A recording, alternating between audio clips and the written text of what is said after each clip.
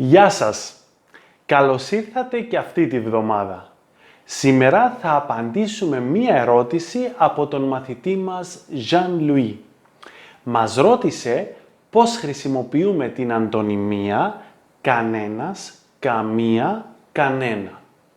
Λοιπόν, αυτή είναι μία πάρα πολύ καλή ερώτηση από τον Jean-Louis, αφού είναι αλήθεια ότι η χρήση της πιο πάνω λέξης έχει κάποιες ιδιαιτερότητες. Πάμε να τις δούμε.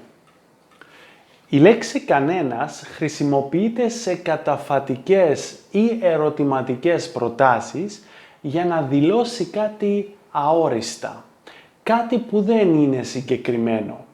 Για παράδειγμα, θέλω να φάω κανένα σουβλάκι απόψε. Εδώ με την χρήση της λέξης αυτής, ο ομιλητής θέλει να πει ότι εγώ θέλω να φάω σουβλάκι, αλλά δεν με ενδιαφέρει τι σουβλάκι. Δεν με ενδιαφέρει αν το σουβλάκι είναι κοτόπουλο ή χοιρινό, για παράδειγμα, ή αν το σουβλάκι είναι από κάποιο συγκεκριμένο μαγαζί ή όχι. Απλά, εγώ θέλω να φάω σουβλάκι.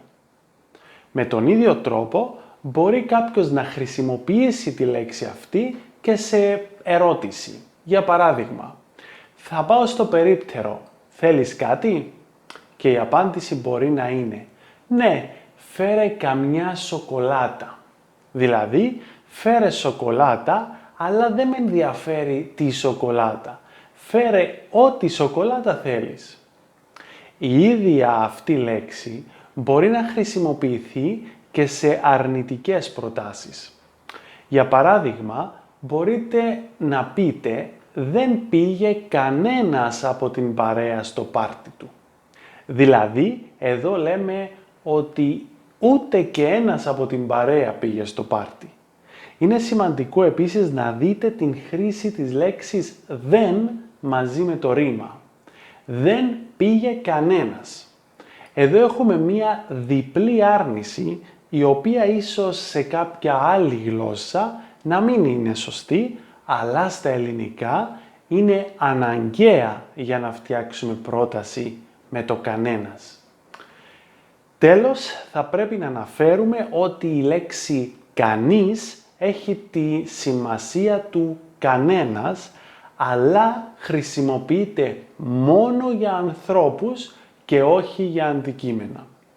Για παράδειγμα, δεν είναι κανείς εδώ ή δεν είναι κανένας εδώ.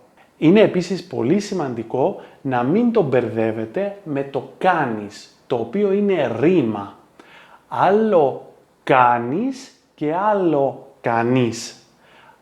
Αυτά είχαμε για σήμερα. Ελπίζω τόσο ο Jean-Louis όσο και εσείς να βρήκατε το μάθημα αυτό βοηθητικό και να μπορείτε τώρα να χρησιμοποιείτε αυτή τη λέξη σωστά. Αν έχετε απορίες, μην διστάσετε να μας στείλετε το μήνυμά σας για να κάνουμε ένα βίντεο μάθημα για εσάς. Ευχαριστώ πολύ. Γεια σας!